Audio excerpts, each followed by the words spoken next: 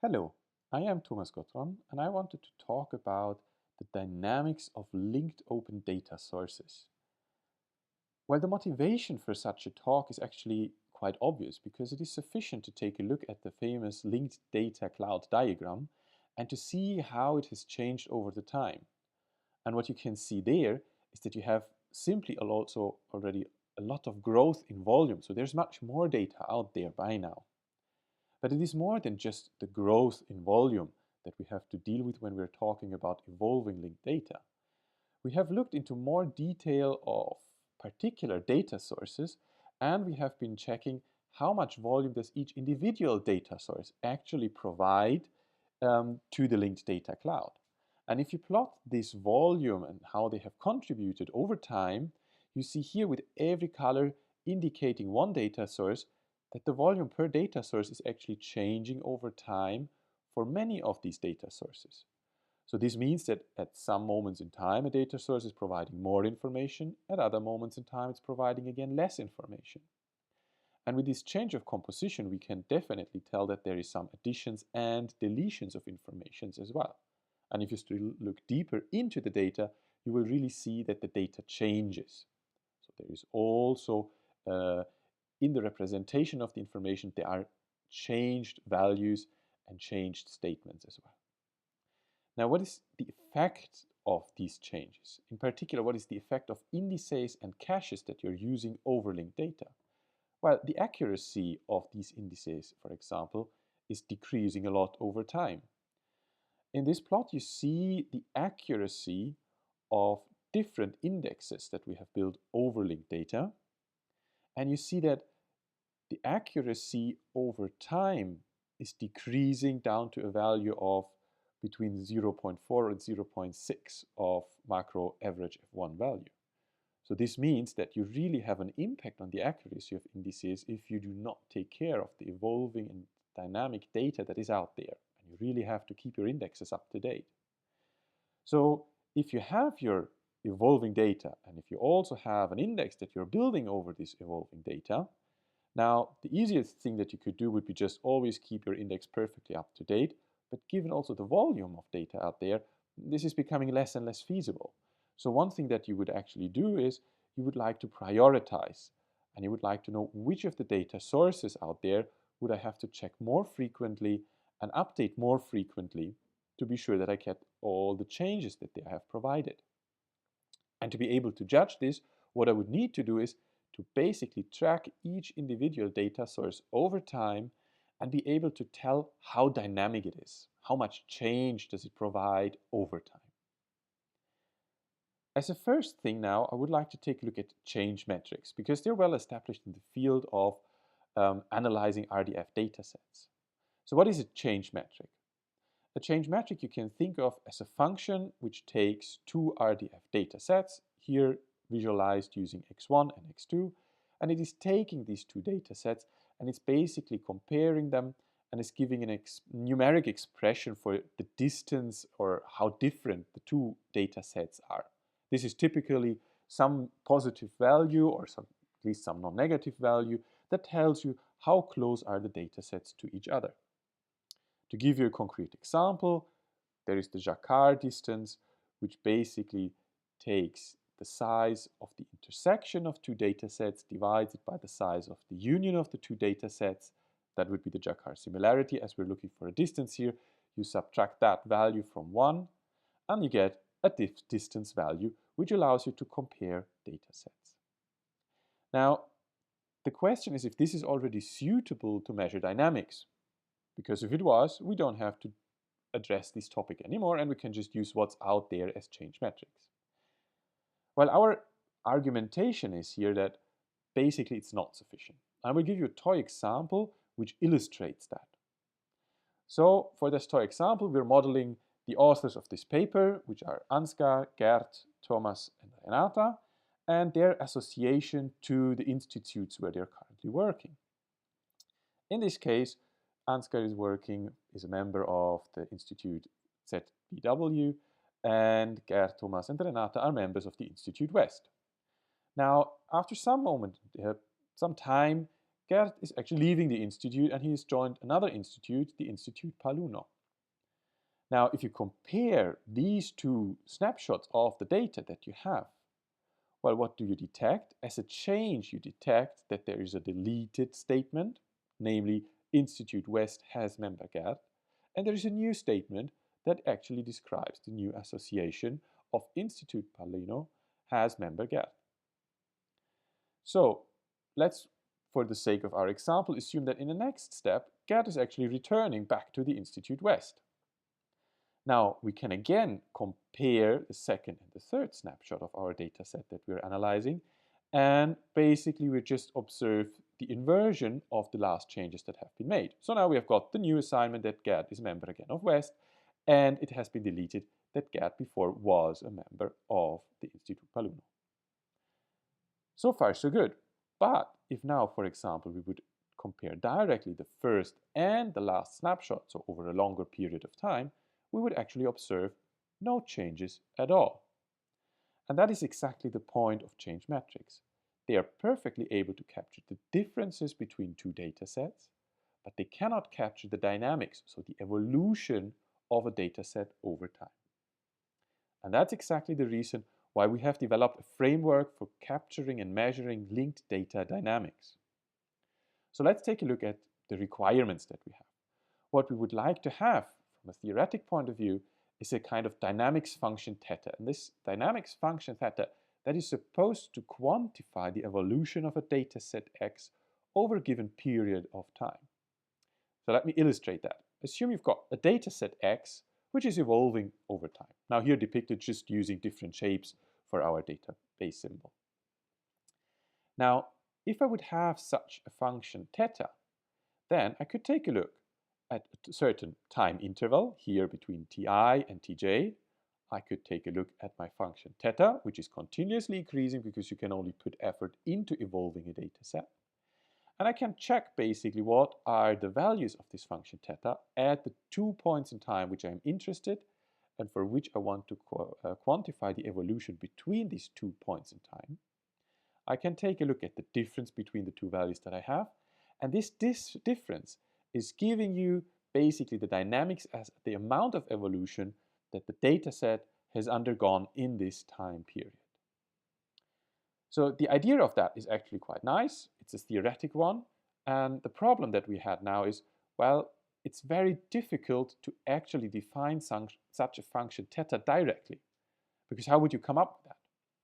So we decided to take a detour and actually start to work in the first place with something that is probably a bit easier to measure, and that is a change rate function. So instead of directly measuring the evolution, we want to just measure the change that you have at a certain point of time when looking at that particular data set. Now, if you have such a change function C, what you can do then is you can define indirectly your dynamics function theta by integrating over all the changes that have been done in the given period of time. So here we really have the integral over our change rate function C from the point in time ti up to tj. And this is giving us exactly the difference of the theta values that we are actually interested in. Okay, so now we're a bit closer to something that we can actually implement. The problem again is that also this change rate function as a function of time is not really explicitly known either. And it is also difficult to measure. But one thing that we can do is we can approximate that, and we can approximate it actually quite nicely. So consider that you have different snapshots of the time of the data in relatively small time intervals. So assume you've got data snapshots at time t1, t2, t3 up to tn. Because now what you can do, assume that you really can choose these time intervals as small as possible. Then you can approximate the change rate function by using a difference function of the time and the delta matrix of the change that has been observed between the two snapshots.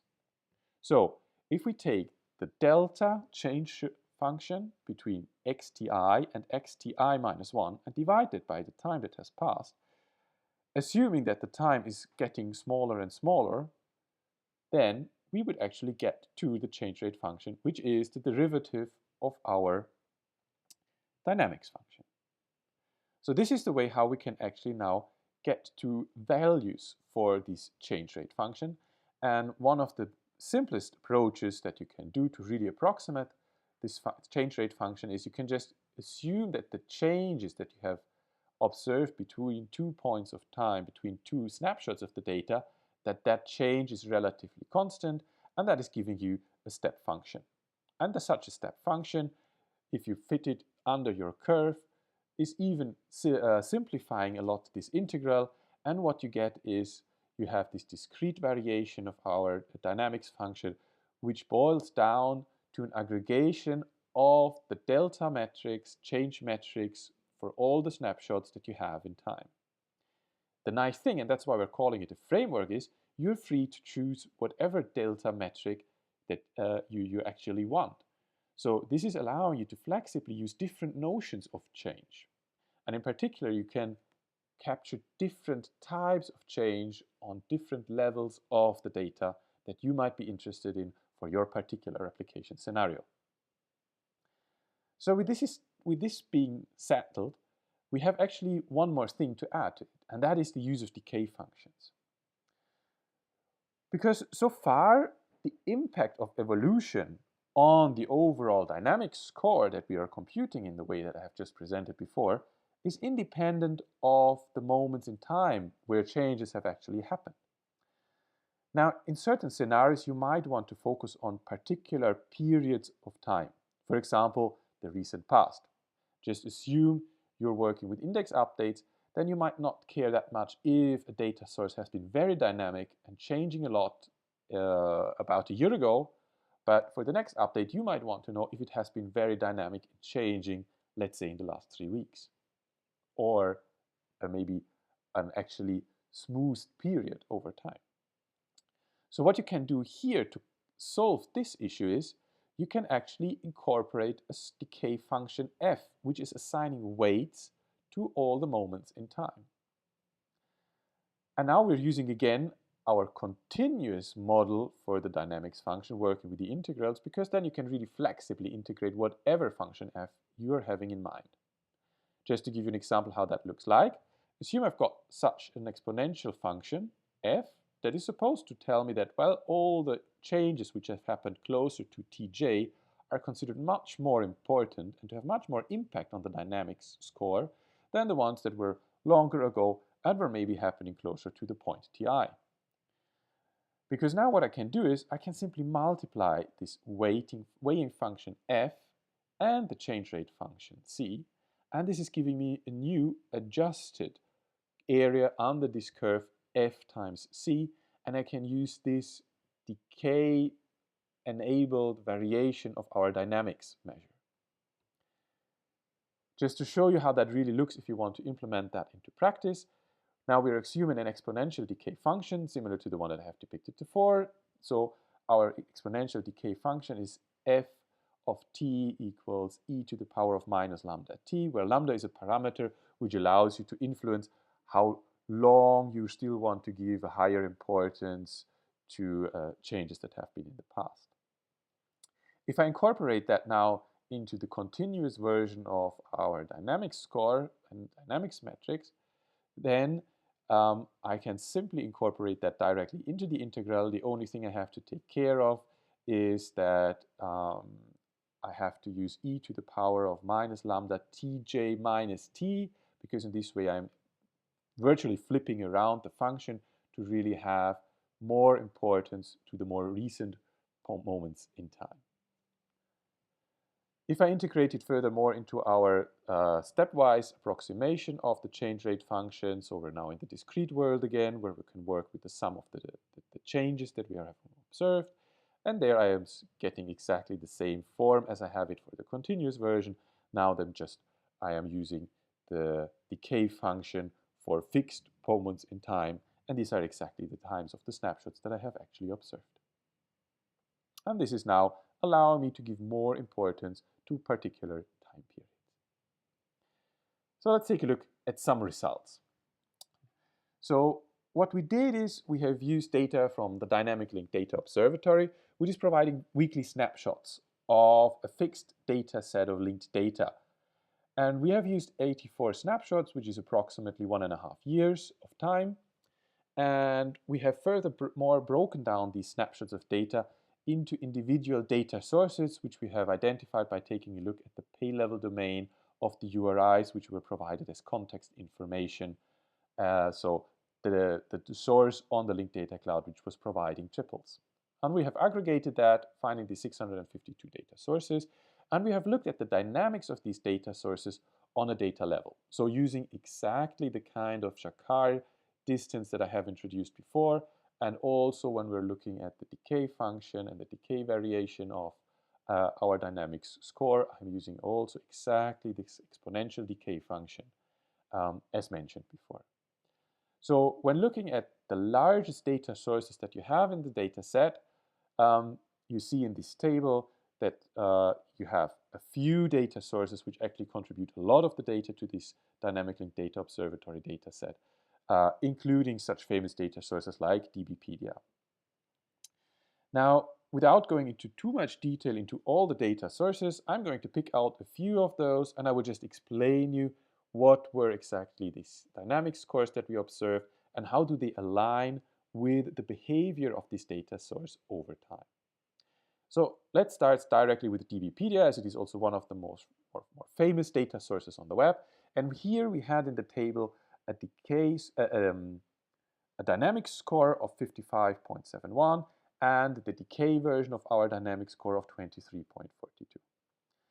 Now, if we look at the change rate function, so really the changes that we have observed between two snapshots of the data source over these 84 weekly snapshots, then we see that there is a lot of change happening, sometimes more, sometimes less, and the overall value is a quite abstract value, but it can serve perfectly for comparison with other data sources. And that's also what I'm going to do now. I have picked one more data source, that is Identica, and what you see here as the behavior of the change rate function, first of all, is that this data source has been highly dynamic with a lot of change for a long period, and then just in the recent past, the data source grew really static and there has been no more change observed at all. The very high dynamics that we had in the beginning is still reflected in the overall high dynamic score of 58.45.